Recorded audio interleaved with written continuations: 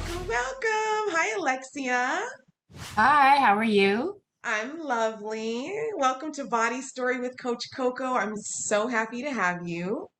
I I'm was glad to just, be here. oh, good. I was just kind of, feeling the vibe and energy of your place. It just looks lovely, and I think it sets a wonderful tone for our conversation. So please introduce yourself to whoever's watching or listening, where you live, what you do, and why you said yes to this Body Story interview. Absolutely. So my name is Alexia Clancy. I am living in Los Angeles now, grew up in North Carolina, so from the South.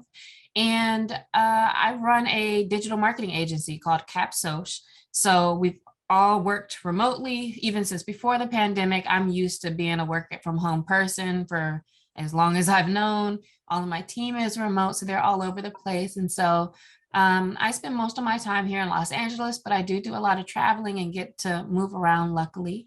And I'm glad you reached out to me about telling my body story. I think the thing that stood out to me about that was the fact that I think it's interesting to hear the different perspectives from different women, because sometimes it feels like you're the only one who's dealt with something, or you're the only one who has experienced particular things. And it's good to hear that from other people in an organic way. So that it kind of can sometimes, maybe somebody listens to this and then they feel like, oh, okay, like I understand that, I feel that, and I'm not alone in, the things that are in my story. And so I think any opportunity to tell a person's story, regardless of what the topic is important, maybe even if for the reason of other people knowing that they're not alone in those things.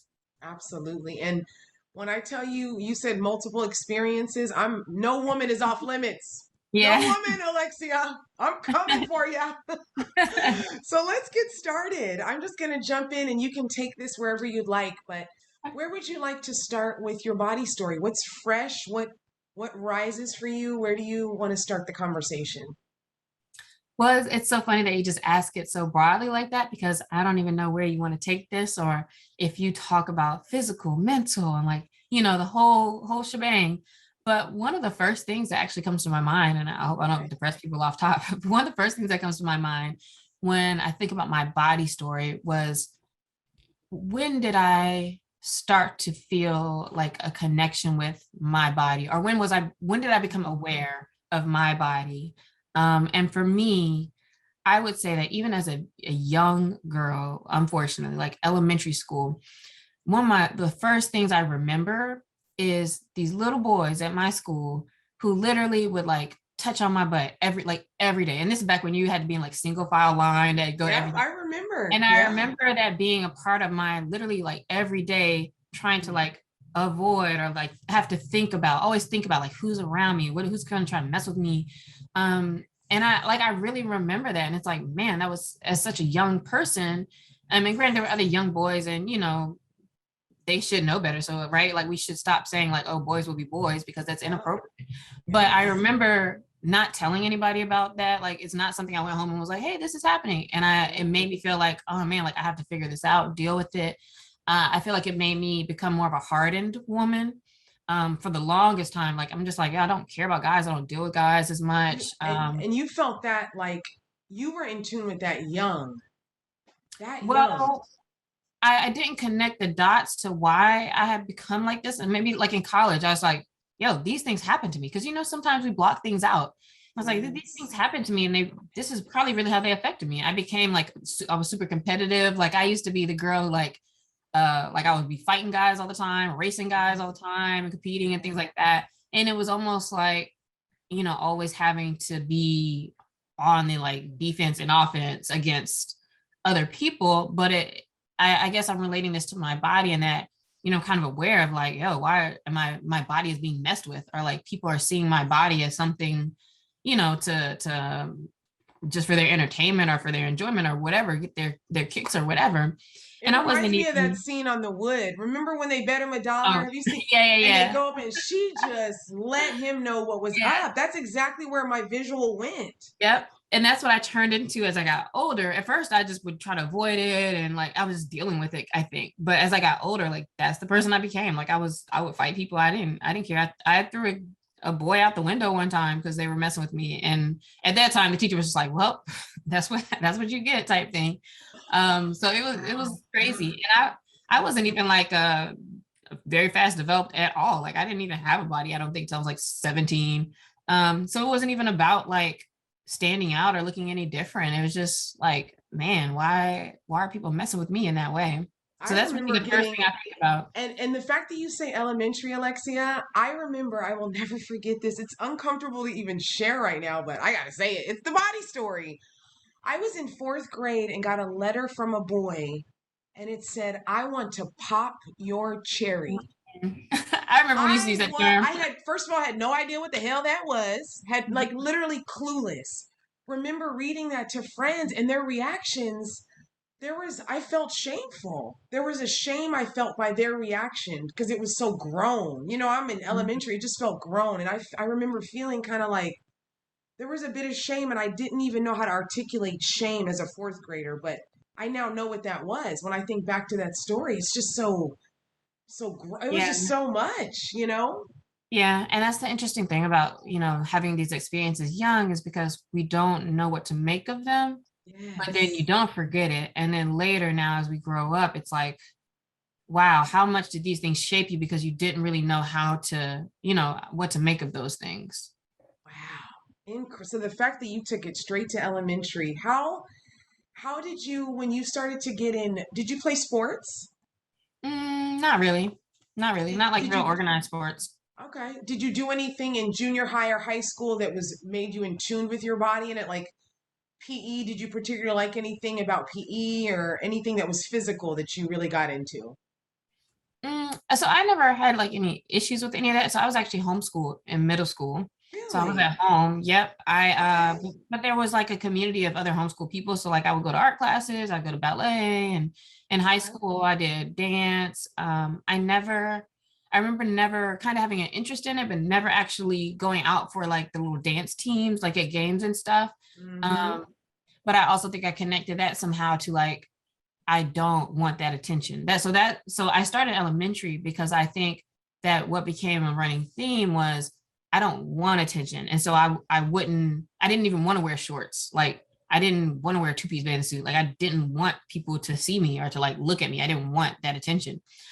So a lot Were of you those things specific kind in of your head, Alexia, about where you didn't want attention or just at all? Were there certain parts of your body in your mind that you were like, that's where attention is going? Or you were just like, I don't want anybody looking at me? no, it was in general. And a lot of it, like I Okay. said, I wasn't like bootylicious or anything until, although I got there and by the end of high school, it was a different Okay. story. But it wasn't like anything going on.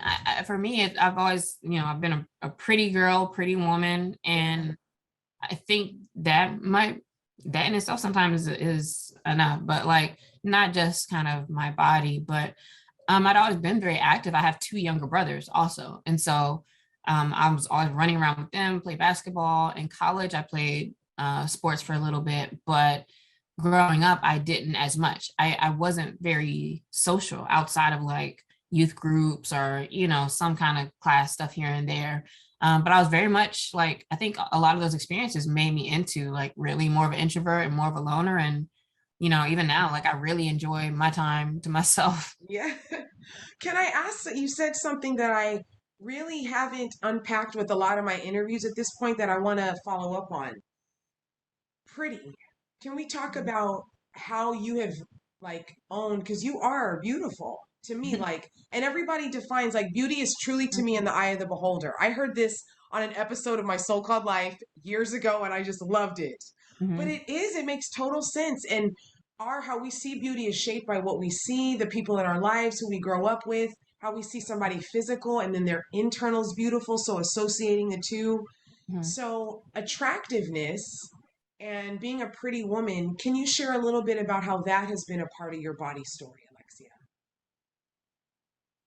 Hmm. I think attractiveness is something that I've never wanted to claim. And for a few reasons, because there have been people who, oh, you think you're all that because like, and I had like my hair is much curlier like than my mom's. Who my mom is Bahamian, so she's a black woman, but she definitely Okay. has like fine hair. She has very fine hair. Yeah. Um, and mine, she didn't even know what to do with mine. So mine was like thick and just big, but it was always just big and long because I didn't cut it, I didn't Yes. perm it, I didn't do anything to it. And you could tell people are just kind of hating on you sometimes. And it's like, so from other women too, you were like, oh, you think you're this and that. And it's like, okay, like, so this is also, I'm like, I don't want you to look at me. I don't want this attention. Um, Were there a lot of assumptions about you? Did you find that growing up that there people made a lot of assumptions just about who you and the person you were sure. because of your looks? Sure. Partly because of my looks, and then maybe second, just, being very intelligent. Like I've always been ahead, and even in homeschool, like I was doing like grades ahead. Wow. Um, And so, but also I recognize, because I think it's really easy for, like I hear people talk about like light skin privilege and things like that. And I think those things do exist as well. So it's like you and I understand like where people are coming from, Yeah.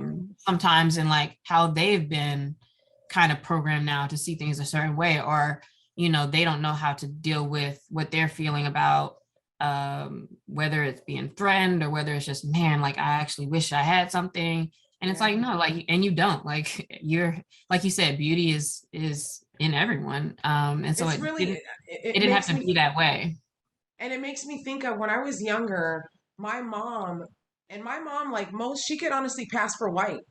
Mm-hmm. Honestly, my mom, when we're out in public, I mean, it just drives her. She gets hit on by older white men all the time. It's hilarious to us. But anyways, I digress. Mm-hmm. She, when we were growing up, I never really understood it, but I definitely get it now. But she was, and I know this was learned behavior that she got from her mother.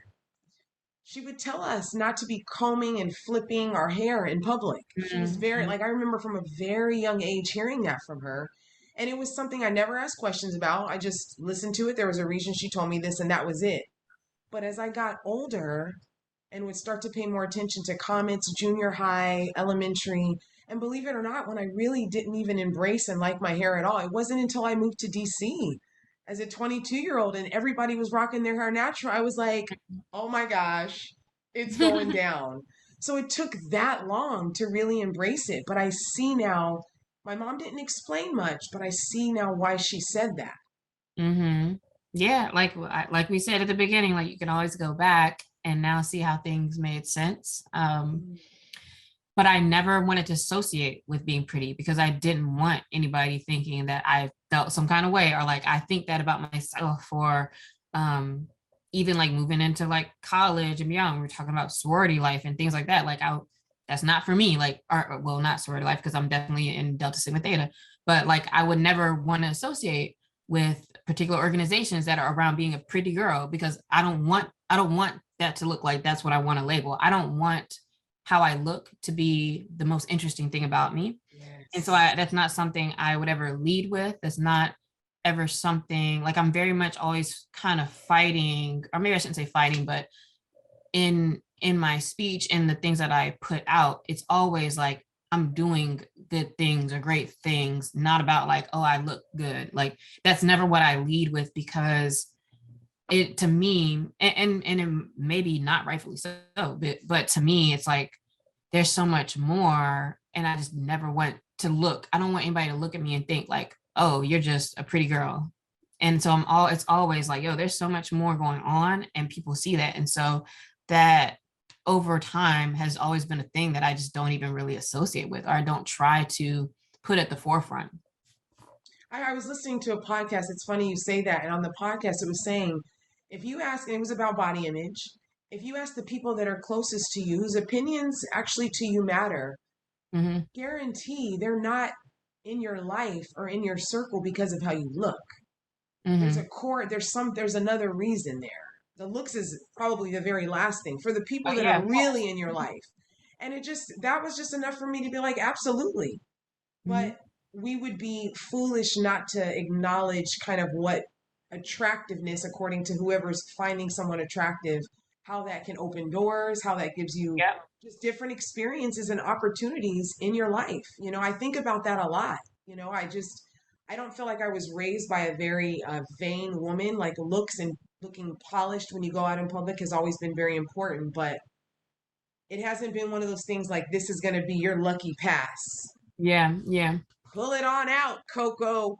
yeah. No, it's leading with the talent, the gifts, the what were you, the purpose you were put on earth. Mhm. How have you seen, like, has this ever been a conversation talking about how we see ourselves with your friends? Is this something that you all talk about or like in your close circles? Does this ever come up with other women?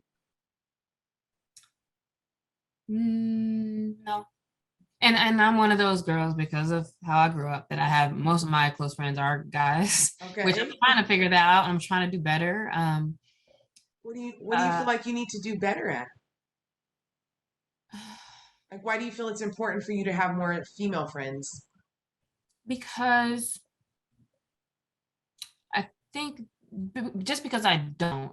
And so there's a thing, especially like on Twitter, like there's something to be said about a girl who's like, well, I don't associate with those. Like you're trying to make yourself like a separate from the girls. And Mm, I'm not necessarily, I wouldn't consider myself a girly girl. okay. But that's not to say, and I know it's like, yo, there's plenty of women who yes, I can have conversations with her. We're not just talking about gossip, or we're not talking about just hair and nails. Like, so it's Hmm. like, and that's not why I don't have as many girlfriends. I think I tend to be, my attitude tends to be a little bit more, um,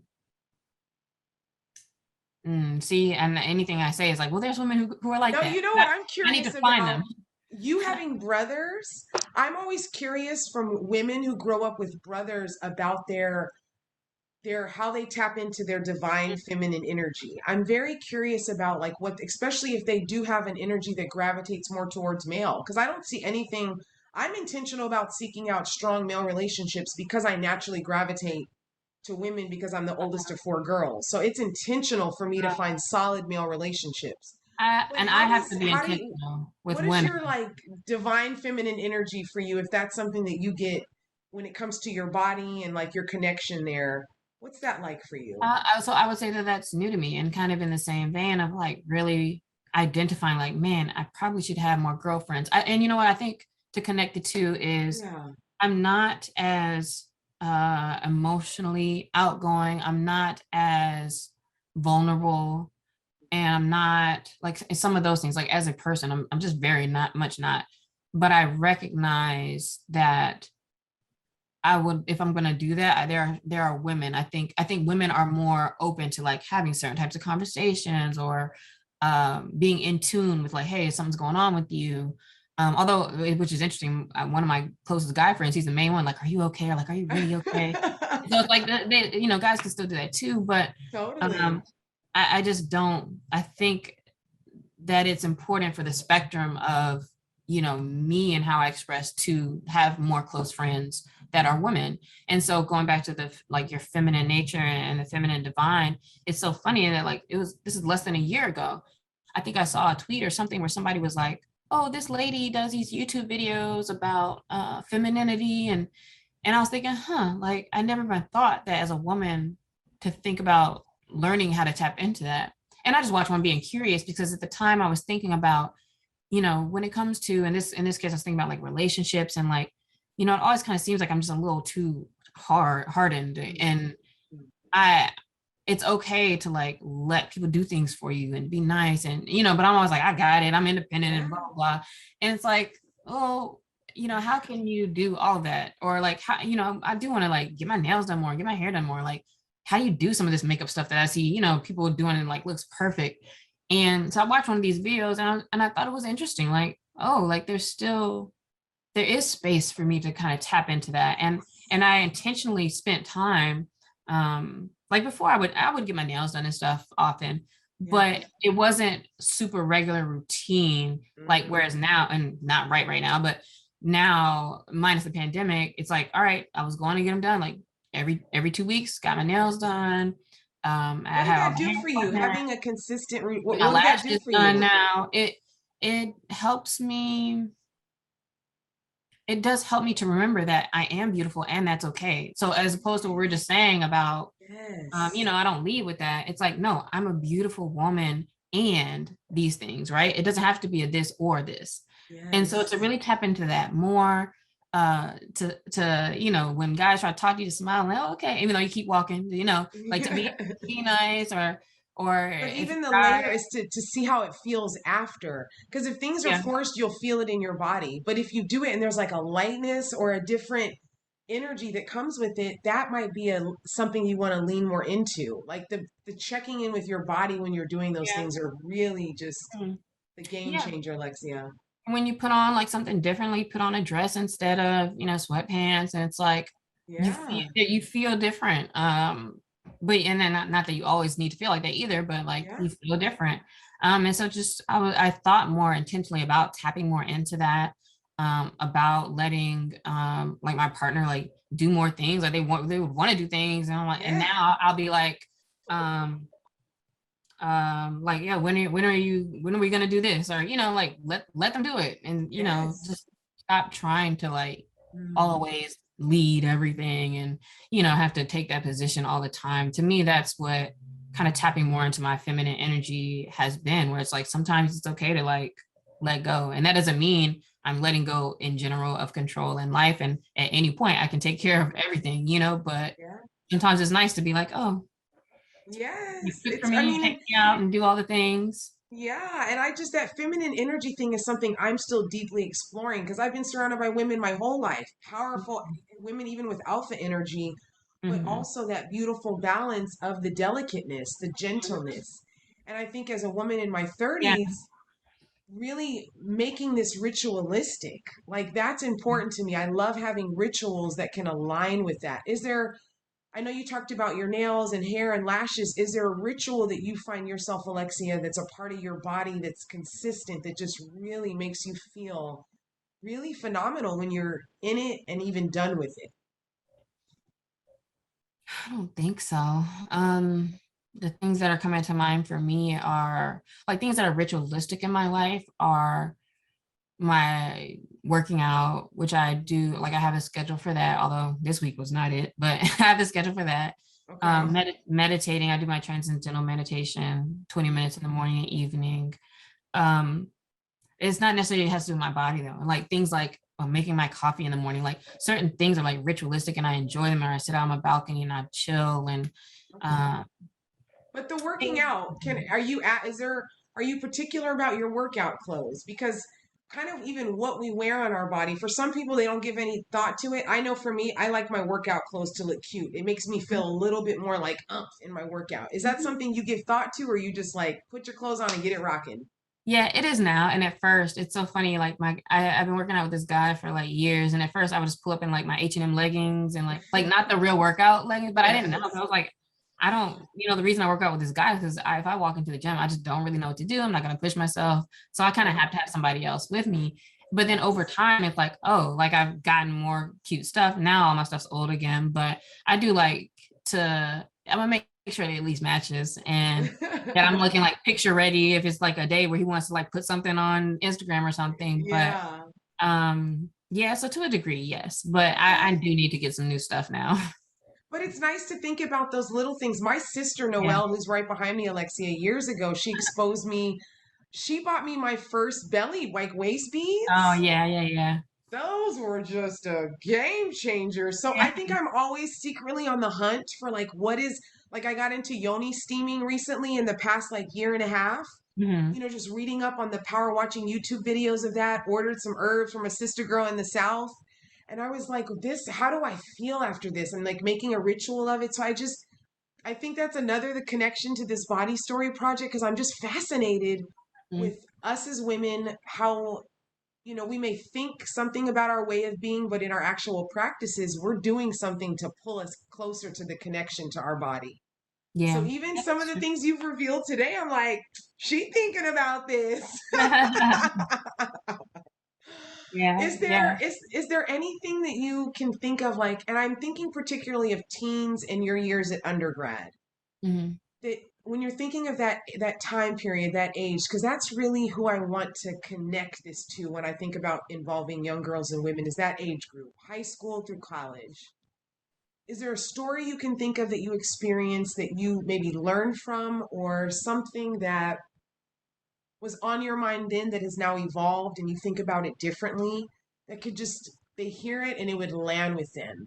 There'd be some takeaway from it that you'd like to share from any time in that age group for you. In regards to Your my body connection with story. my body. Yeah, it could be anything from the Hmm. rooted from the hair from the crown all the way to the toes. I don't, you know what? Something that you think might be conscious, like that's this new generation right now is on their mind a lot. That might have Hmm, been a part of your story at one point, but now it's just different. You totally look at it differently now. I'm not sure because nothing's really coming straight to my mind, and I don't want to like make it up. And then maybe Okay. that's part of the reason why like my first thought was elementary school because to be honest, like I said, I spent a lot of that time like being not Yeah. really focused. I was not focused on that. Like I Wow. um What'd you think like about other girls that were focused? Since you were removed from it, Alexia, did you have opinions about your peers, about girls that were really into hair, doing their makeup, wearing certain things? Did you have opinions about that? not so much. And I was into those things. I was just late. Like I it wasn't even until college that I like really started doing my hair, trying to play with makeup. And you know how when you look back at your old pictures now, it's like, ooh, like what was I doing with that? Like the thin eyebrows and like all the colors on my eyelid. And it's like, all those things evolve. Yeah. But that was probably like the time that I really started kind of playing around and discovering it was in college. Mm. Um, but again, like I was not involved with guys like while I was in college at all. Like so my focus had always been on I want to look good and nobody can have me kind of thing. Like that's kind of how I went Mm. through it and how I felt. Ooh. Um, and it wasn't even until after college, like that became active with people as far as sexually and any of those things. So like I was really kind of a late bloomer. And even now, like I'm 36 now, Yeah. and it's like I'm just within the last maybe 18 months, couple of years, it's like I'm kind of just connecting a lot of like my emotional sides with life and like why do I do things this way or really kind of discovering myself and kind of connecting the dots between my body, how I act, the things I do in friend relationships, partner relationships, whatever, Yeah. and like where is all this coming from and recognizing communication type things, all that stuff, right? Like all of these things, it's so interesting that it's really an ongoing Mm. learning experience as you go. Is there something you're looking forward to? Because I'm going to start interviewing women in their 50s, 60s. Mhm. I can't wait to interview my mom. That's going to be a hoot. Is there something when you think of aging, getting like older, that you look forward to that's connected to your body story, or something that maybe you're nervous about? I don't really think I look forward to anything, but I've recently started to get a little nervous about, you start to see like little crinkles in your eye and when I think about just like security in general though, like when you see older people Ubering or working and it's like, oh man, like, Yeah. it's really a lot of folks who, have to like Mm. keep being in the world in that way. And so I really kind of think about my stability, my work, and also like how do I maintain like not going crazy or losing it in this time of my life where it's like you're getting older, but you really need to take care of yourself physically and mentally, even more than ever. But unfortunately, sometimes like it's now that we're just starting to think about those things because we can tell like when your knees crack a little more and all of that is happening. And so Yes. and hormonal wise, like I was researching because I was like, man, am I menopausing? Because like I really can tell, like I feel like totally different and like just totally off, like a different person sometimes. And like I'm looking up stuff and I'm like, oh man, there is like a perimenopause now or something else. And I'm like, Yes.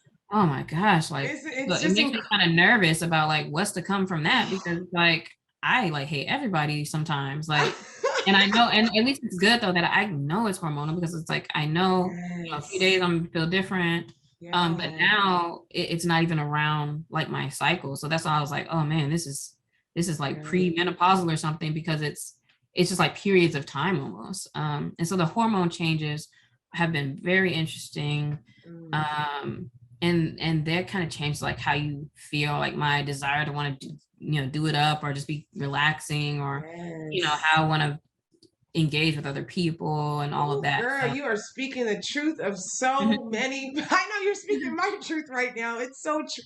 it's But bad. you're in tuneness though that you took the step to even look that up. So many people, women are just moving through the world and not making the Oh, connections. nah. Okay, Yeah, I'm a this Googler. is how I'm supposed to feel. This is how no, like that is the Yeah. layer of when you love, like when people throw out that word self, that's self-love. What is going on with my body? Let me listen to it.